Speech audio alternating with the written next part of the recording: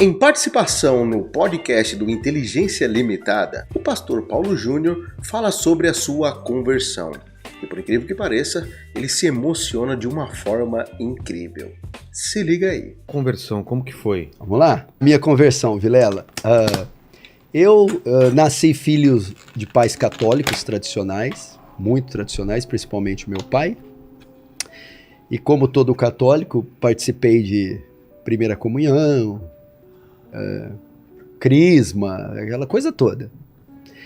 E aconteceu que um vizinho meu, vizinho mesmo, a moda antiga, ele se converte na Igreja Presbiteriana do Brasil. Ele começa a me evangelizar, me pregar. Com quantos anos? Eu tinha 13 anos nessa época. Eu devia ser 90, 89, por aí.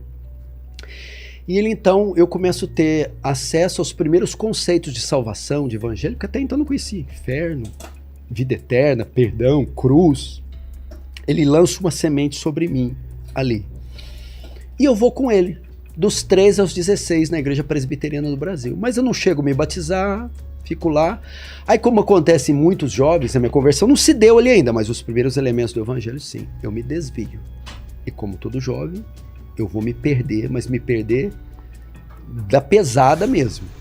Então eu vou conhecer bebida, da bebida eu vou conhecer a maconha, da maconha eu vou conhecer a cocaína, e da cocaína eu também vou experimentar o crack. Graças a Deus eu não me viciei no crack. Ok. E aí, Vilela, eu era daqueles assim, é 880. Eu não me contentava em ir para uma baladinha e voltar 2, 3 da manhã. Tinha que ser o amanhecer, tendo bebida todas, ficado com todas, dado cavalo de pau, e se o carro capotasse, melhor ainda. Então imagina aqueles jovens que não tem medo de nada. Aquele James Dean moderno, louco, e meus amigos mais loucos do que eu. Então era muita zoeira, muita curtição. Já fui pichador de muro, pra você ter uma ideia. Quando eu falo isso pra igreja, eu digo, não, você não. Sim. Enfim, e foi anos e anos no pecado, bebendo iniquidade como água. Já pichou alguma igreja ou não? Igreja não, você não ia ter esse perdão. Aí, Vilela, onde começou a minha conversão? Então, perto dos 23 anos. Carnaval, chuva, sem dinheiro, sem ninguém em casa. Todos meus amigos, rancho, praia, curtindo e eu sem nada. Aí Satanás, não contente, manda um filho dele lá na minha casa, 3 horas da tarde. E aí, Paulão, e aquele óculos de sol legal que você tem aí? Vamos fazer um rolo? Tinha uns óculos de sol muito bacana. Vamos, o que você tem? Um monte de papelotes de cocaína. Falei, poxa, já sei, vou fazer meu carnaval. Não posso sair fácil. Quem usa droga sabe muito bem como curtir.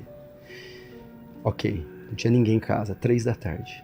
Muita droga. E numa época, eu não sei como é que tá hoje, que o negócio já se deteriorou, é tudo misturado, adulterado, mas uma coisa pura. E eu comecei a cheirar e perdi a noção dos intervalos de um tiro pro outro. Ok? Você sabe, né? Perdi a noção. Meu Deus. E comecei a cheirar desenfreadamente a ponto que começou a mexer minha respiração, a vista escurecer. Eu falei, eu vou ter uma overdose.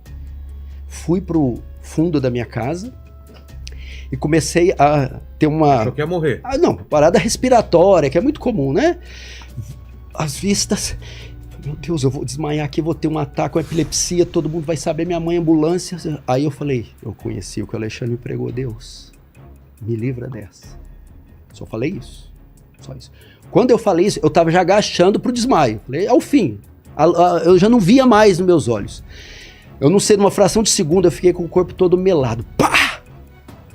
Como se aquilo saísse tudo pelos meus poros. Aí as vistas foram voltando, a respiração voltando. Aí eu entendi que aquilo era um livramento. Voltei, tinha restado 4 papelotes. Peguei os 4 com um ódio tão grande. Fui no vaso, joguei e falei, nunca mais na minha vida eu uso isso aqui, eu te prometo, Deus. E joguei e dei descarga. Ali foi a primeira luzinha no fim do túnel com relação à minha alma. Ok, passaram aí algumas semanas, 2 ou 3, ia pro balada com meu amigo. Sexta-feira, passei na casa dele, quando eu chego lá para sairmos, ele estava se trocando no quarto. Nessa época um amigo meu foi para os Estados Unidos e trouxe muitas roupas de lá. Eu era ligado no basquete, eu pedi moletom da Nike, do Lakers, aquela todo americanizado, e tô lá esperando ele para sair. Ele pega o restante da roupa e acaba de se trocar na sala onde eu estava esperando, está amarrando o cadarço. De repente, Vilela, ali foi a minha conversão. Meu peito começou a queimar, eu comecei a me contorcer. Igual eu tô te mostrando aqui. Eu olhei para aquele moletom, falei para ele, cara, que é isso aqui, cara? Isso aqui não é nada, isso aqui é tudo ilusão. Onde que eu tô com a minha cabeça, cara? Eu vou pro inferno, eu vou morrer. Eu vou voltar pra igreja. Imagina, é mais um sábado. Você é louco? Aí ele falou, se você for, eu vou também. Foi isso, um fogo, algo. Aí terminou aquela cartaz minha. Tudo bem, acabamos de trocar. Fomos ainda pra balada. Eu fui como um zumbi. Ele não estava entendendo nada, eu não conseguia fazer nada, beber, falar com ninguém. Voltei. No outro dia, sábado, quem eu procuro? O cara que me levou pra presbiteriana. Alexandre, hoje tem igreja, Tem, calma. Não, Alexandre, tem, mas o que aconteceu? Eu converti, eu tô salvo. Era um sábado. Ele me levou. Aquele dia eu entrei pra nunca mais sair. Foi assim que se deu a minha conversão. Foi a metanoia, A Jamanta passou por mim aquele dia e deu ré umas 3 vezes. Eu virei uma nova criatura. E tudo aquele negócio que eu estava envolvido saiu de mim. Simplesmente. É como se eu fosse um ouro, que nós, criaturas do Senhor, somos valiosos, mas cheio de detritos e sujeiras e metais. Mas aquele de um fogo purificador do Senhor me arrancou tudo. E eu fiquei só ouro. Aquele dia, Vilela, eu estava morto, revivi. Estava perdido, fui achado. Deus me acolheu em seus braços. Colocou o Espírito Santo para habitar. E vou te falar outro testemunho aqui. Vilela, eu nunca tinha experimentado nenhum prazer superior da cocaína. Eu, pelo menos. Eu não achava que existia alguma coisa mais prazerosa que aquilo. Nem o sexo, que é uma coisa top. Mas uma coisa assim, não sei se era... Eu não tô falando que a que eu usava era do cartel de Medellín, nem nada disso. Mas era uma coisa que eu lembro que era inexplicável aquilo. Mas aquele dia, na casa do meu amigo, quando o Espírito Santo entrou na minha vida, ele me deu um prazer, ele me deu uma paz, ele me deu um gozo que fez a cocaína ser fichinha. Tanto é que hoje não precisa me tirá-la. Ai, tira de mim, de perto de mim. Não.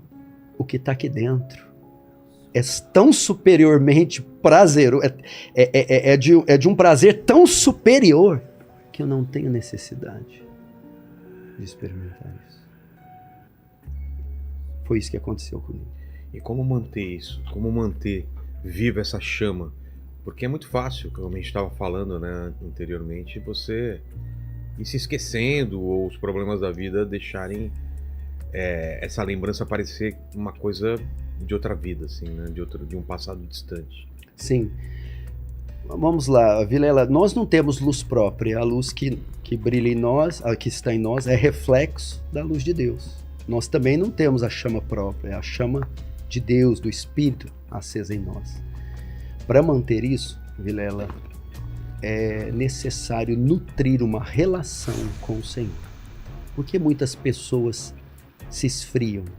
João vai falar lá para a igreja de Éfeso, Apocalipse 2. Tenho contra vocês que vocês deixaram o primeiro amor. O que é isso? Apagou essa chama. A palavra deixar aí quer dizer divorciar. Olha como é que é simples você aprender isso. Quando você tem a sua esposa e você percebe... Não, vou usar outro casal. Um casal que tem o marido com a esposa. E a esposa percebe que o amor por ela está diminuindo. E aí ele pede o divórcio. Provavelmente, o amor que ele tinha por ela foi colocado em outra pessoa, na amante. Então o amor é tirado de uma e colocado na outra. O amor pela mulher se esfria e o amor pela amante aumenta. Então ocorre o divórcio. O que esfria o nosso amor por Deus? Nossos amantes, nossas amantes. As coisas desse mundo que nos fazem... Alguma coisa, veja só.